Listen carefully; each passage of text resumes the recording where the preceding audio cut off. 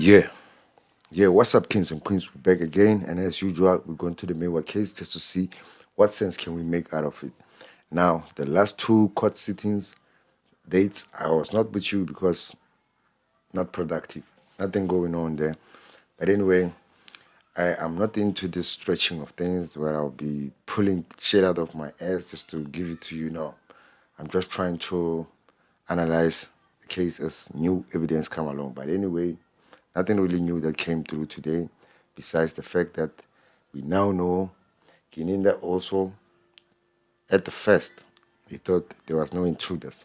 And Baloyi himself and Baloyi and Ginindza shot himself in the foot today when they revealed that there was a briefing that they attended where it was revealed that there was a theory that there are no intruders. But now they had to produce the report of that meeting. They couldn't.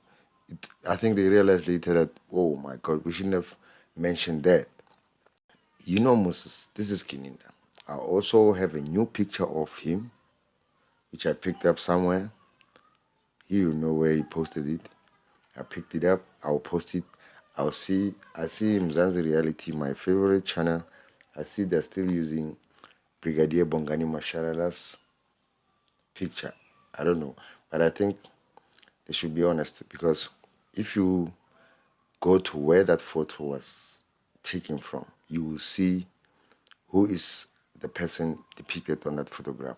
But anyway, it's not about that. It's about the G today back in court testifying lies, lies all the way. I'm not going to say allegedly. These are lies.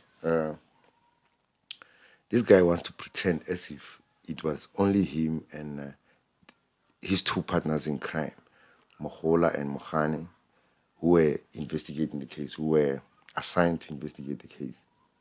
He wants to pretend as if it was he's the leader. In order for this to be clarified, I think this brigadier, let me just check, this brigadier Peruman and this brigadier Lutz, I think, yeah, brigadier Lutz, I think these guys should come also to come and clarify why they took Ginindza's opinion over Makubu and Buthelez's opinion in order to pursue these five accused. Even though there's a theory that they themselves discussed that there were no intruders. There's a theory that there were no intruders who entered the house. The people in the house should be investigated. With this thing of Mr. Ginindza testifying 1375, you just have to ask yourself one question. Why would another officer open a case against another officer who was involved in investigating a certain case with him? Why would Makubu do that? Unless if obviously it is mentioned that Ginindza stole a statement from 636. Now, Mr. Makubu also came to testify. Now, we went into why Ginindza, he went to explaining into why he decided to pursue these five suspects. And to say the least, this is just objective investigation, which is not based on really tight evidence, because he's mentioning that initially it's because of the stolen phone that was stolen from Kenny. That convinced him that, okay, when he looked at the location of the phone after the crime scene, after the crime took place, the location was pointing Morelek in whatever, meaning it was just around, according to him, just around Basutu Mustard. But now, this is the only thing that made him say no. Those people that were in the house are talking the truth. They were intruders. So he has to pursue this thing of people coming from outside, entering the house. Now, this is the only thing that convinced him initially. And then he's mentioned confessions, and then he mentions uh, like it's the identity. I mean, the identity themselves. They don't reflect the people that are in the court that are sitting in court today. They don't. They don't reflect what the people in the court look like. They are not look like. They don't look like what the identity is saying.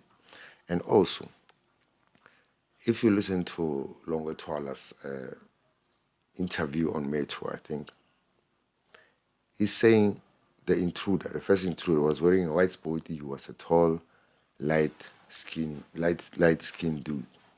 Tall, light skinned dude. So who's tall there amongst the accused and light skinned? When Ginindza is saying there were similarities, he wanted to make sure that what the people in the house were saying checks out with what is in the public, meaning the identity. But it's totally different. They are unable to properly describe those people themselves. Even in court, they couldn't. So how could he come to that conclusion that the identities saying their similarities? This guy can't just stop himself from lying. He just can't. Balo, he can't stop himself also from going into this hole that is in. He's going into a deeper hole. The more they're trying to bring up some new facts about this case, the more we see that this is garbage.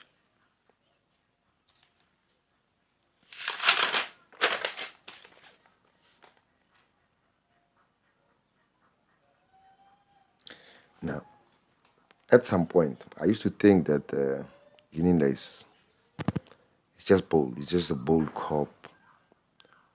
But now, after hearing what I'm hearing today, in terms of what you were saying about the DNA, now I can tell, I can with confidence say he's not. He's not. If you are going to tell us that the DNA excluded the people in the house, yet the DNA expert also excluded the accused that you put there, yet you are saying the DNA also convinced you. Just because the people in the house were not included with the head, so that means there was somebody from outside. What about if, let's just assume that Longo he came there, let's say let's assume he came with someone. If he came with that someone, did they test that guy's DNA to match the head? And then, one thing that's perplexing about this Longo car, no witness ever mentioned the car after the crime scene. They just wipe it out of their evidence. Only Mamukete mentioned it, but she mentioned it in the beginning of her testimony. Later on, she didn't see where the red polo went. She didn't even talk about it. But yet she saw people running out. Yet the polo she didn't see initially when she saw it. So this polo, it's very mysterious where it went to immediately after the crime, and why didn't the people in the house never saw it. Another thing, this polo, when its AVL was read a week ago, you could hear that after the crime scene, after the crime happened, they went to there was a trip that was taken to Glen Vista, and then it went to the hospital. So my theory is that time when the car was going to Glen Vista, that's when the gun was being hidden. The gun was being eliminated from the scene. And the second guy probably also was being eliminated from the scene. That's my belief. And these things of the 13 kilometers cars moving slow, this car moving slow. Remember that this car belonged to a druggie, somebody who uses DRUGS.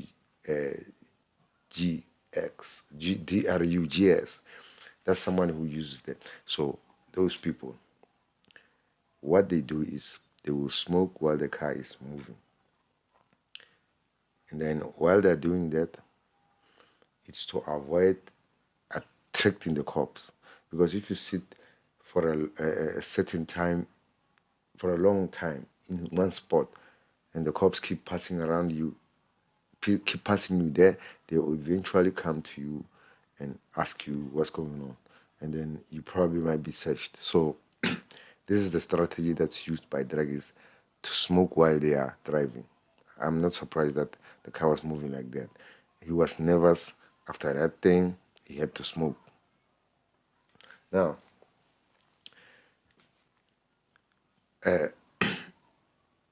it's amazing again that Baloyi and Ginindza, they're trying to connect the dots by using Zwani, this doctor, this traditional healer, that he said not.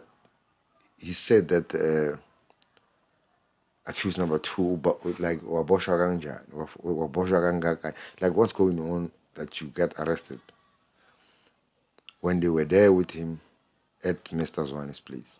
Now, it's amazing that Baloyi is bringing this up when Mr. Zwani was here. Mr. Zwani totally was unable to point Mr. Sibiya out. He was not able to do it. It's amazing why Balu is bringing this up. He's just propping up baseless evidence. I mean, when I'm looking at Balui, I'm just saying, like, this guy, how does this guy sleep at night knowing that he's wasting taxpayers' money? He knows that this case got no evidence. And for the longest time that they've been running this case, nothing has ever come out that's saying, yeah, no, like, I hear you, Mr. Balui, this is convincing. Nothing is convincing. He keeps coming up with made up story that you find out very quickly that it was made up. Now there's rumors that this Pistorius lady is not even it's not even her surname that she's using there in court. This is from Patricia Mashali, obviously, the outspoken whistleblower. And another thing that was mentioned there in her page is that Ginindza, as I found out that every photo that I check of him, every photo that I download of him, beneath him is written Brigadier Bongani, the Colonel Bongani Ginindza, with the Z at the end.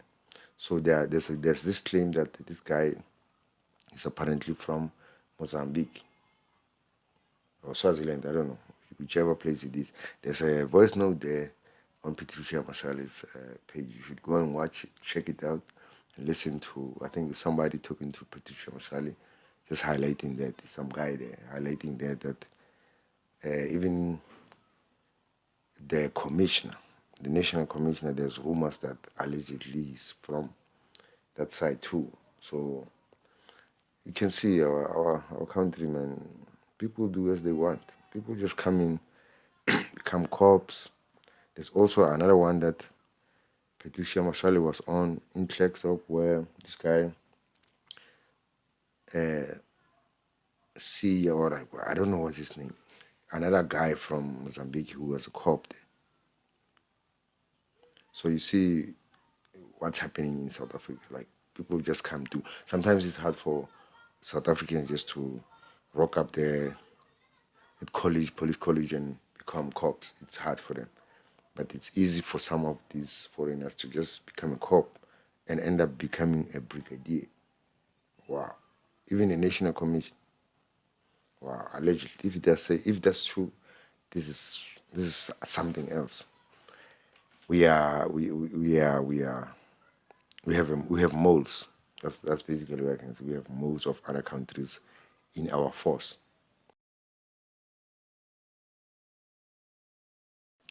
We're going to listen to this Ginindza bullshit. I'm gonna say this is Ginindza bullshit. Whatever he's saying is just rubbish because he knows that he's implicating those guys based on nothing. Okay, if he realized that This guy was making confessions. EBA was making confessions, and number two was making confessions, and they were implicating Kaylee. And why did he not arrest Kaylee then at that moment? It beats us. Like, we don't understand why he had to arrest Kaylee in order to convince us that, yeah, this guy is doing his job. But he didn't. He just arrested these guys, and we have to run with it. Nah, that's not how it's going to happen. Anyway, guys, I'm not going to take too much of time. Let's wait for what they're going to bring tomorrow. Obviously, some more rubbish from Baloyi and Ginindza. Enjoy the new photo that I'm dropping of Brigadier Ginindza. Peace. We'll see you in the next video. One love. Please like and subscribe. Hit that notification bell so that when we drop more content like this, you are in the loop. Peace.